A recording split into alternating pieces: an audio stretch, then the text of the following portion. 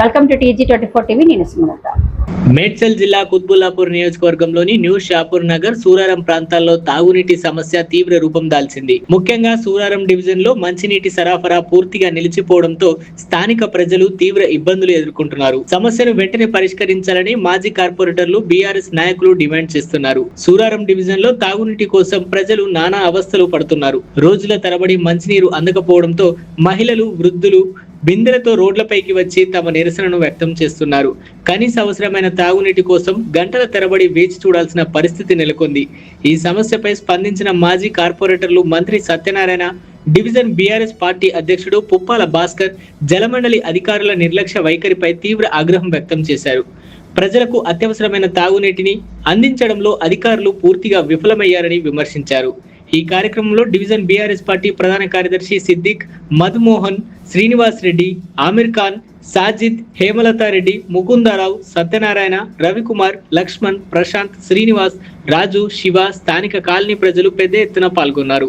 అంటే water works డిపార్ట్మెంట్లో ఈ యొక్క బస్తీలలో నీళ్ళు వస్తలేవని చెప్పేసి స్థానికంగా మా ఎమ్మెల్యే గారు, గౌరవ కార్పొరేటర్లు అందరూ కూడా మా యొక్క నాయకులతో కలిసి ధర్నా నిర్వహిస్తే ఈ రోజు వరకు కూడా అధికారుల కనీసం కూడా ఇంతవరకు స్పందన లేదు.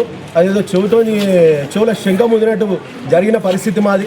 ఎందుకంటే కనీసము నీళ్లు ఇంతకుముందు గడిచిన 10 సంవత్సరాల్లో సుదీర్ఘమైనటువంటి కేసీఆర్ గారి పరిపాలనలో మంచిగా వాటర్ సప్లై ప్రతి ఇంటికి నల్ల నీళ్ళు ఇచ్చి సుదీర్ఘమైనటువంటి నిరంతర కరెంటు పోకుండా 24 గంటలు కరెంటు ఇచ్చినటువంటి పరిస్థితులు అన్నీ మనం చూసి ఇవాళ ఈ 2 సంవత్సరాలలో వచ్చినటువంటి కాంగ్రెస్ పరిస్థితి ఎట్లా ఉందంటే కనీసం బస్తీలలో నీళ్లు కాదు కదా, పొంగుతున్నటువంటి డ్రైనేజీలను కూడా క్లీన్ చేసే పరిస్థితిలో పోలేదు.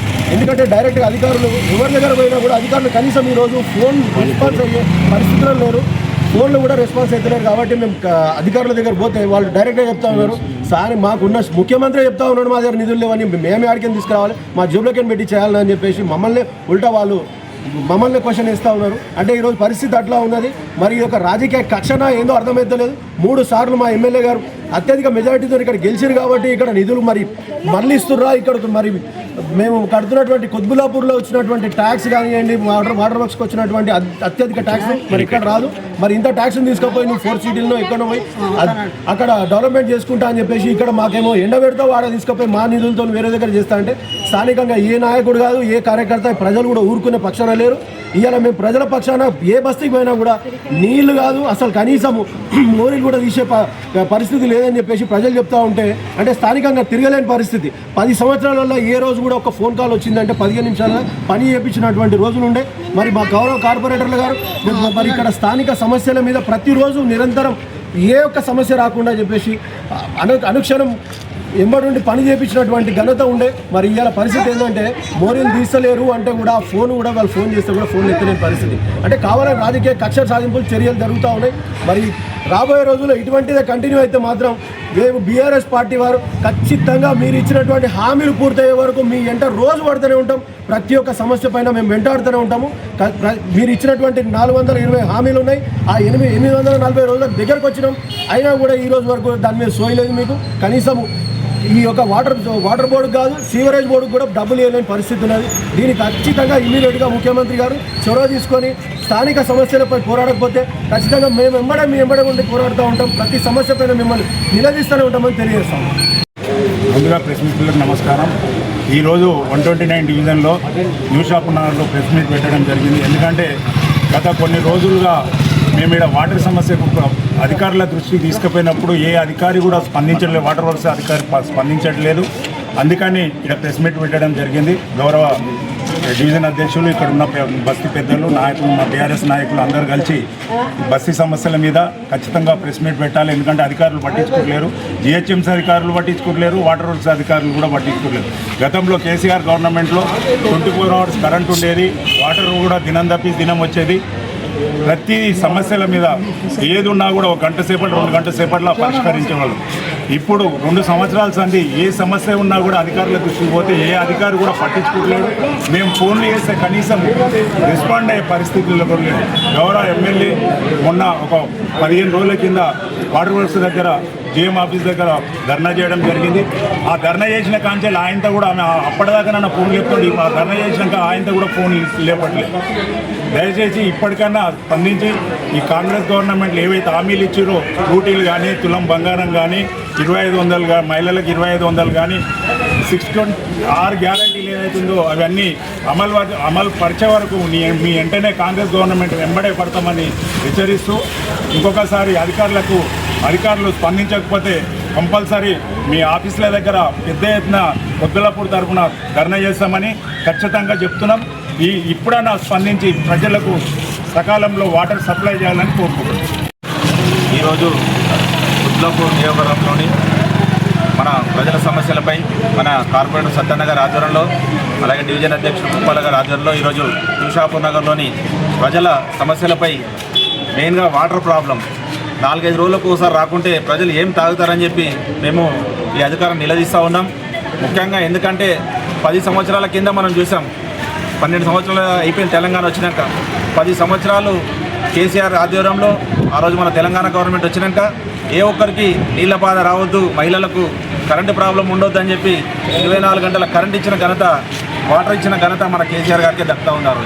3 సార్లు ఎమ్మెల్యే గారు ఇక్కడ మన హ్యాట్రిక్ ఎమ్మెల్యే గెలిచినాక ఈరోజు కాంగ్రెస్ గవర్నమెంట్ మన కొద్దులాపూర్ మీద కక్ష కట్టి ఇక్కడ నీళ్ళు ఇస్తే, కరెంట్ ఇస్తే రేపు రాబోయే జిహెచ్ఎంసీ ఎలక్షన్లలో మళ్ళీ బీఆర్ఎస్ వాళ్ళే గెలుస్తారు.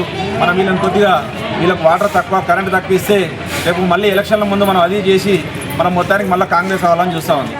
ఈ టైంలో ఎప్పుడు ఎలక్షన్లు పెట్టినా మన కొద్దులాపూర్లో ఎగిరేది బీఆర్ఎస్ జెండానే.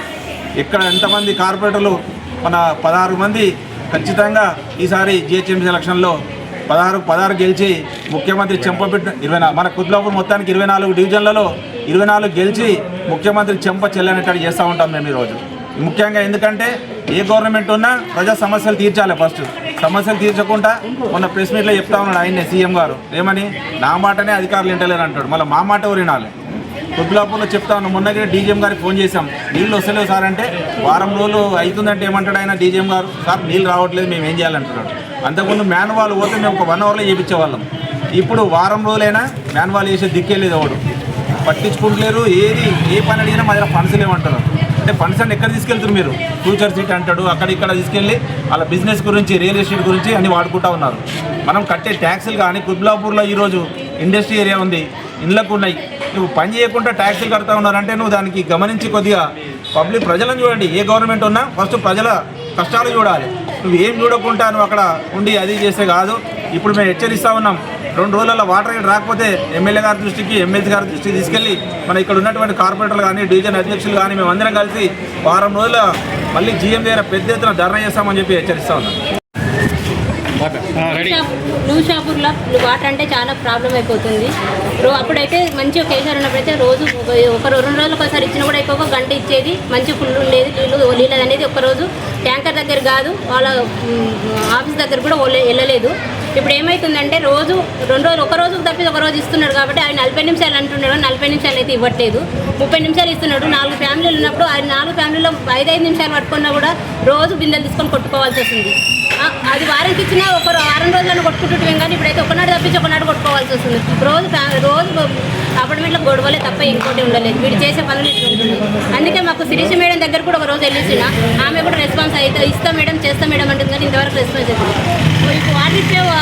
వాటర్ రిపే టైంలో కూడా అయితే రోజు ఇప్పుడు ఒకనాడు తప్పకున్నాడు అయితే నేనైతే రోజు 5 సార్లు ఫోన్ చేస్తాను. చేసినా కూడా పాపం వాళ్ళు ఏం చేయలేరు, వాళ్ళనైతే ఏం అనలేకపోతున్నాం. మనం కూడా అక్కడ వస్తేనే వాళ్ళు వదులుతారు.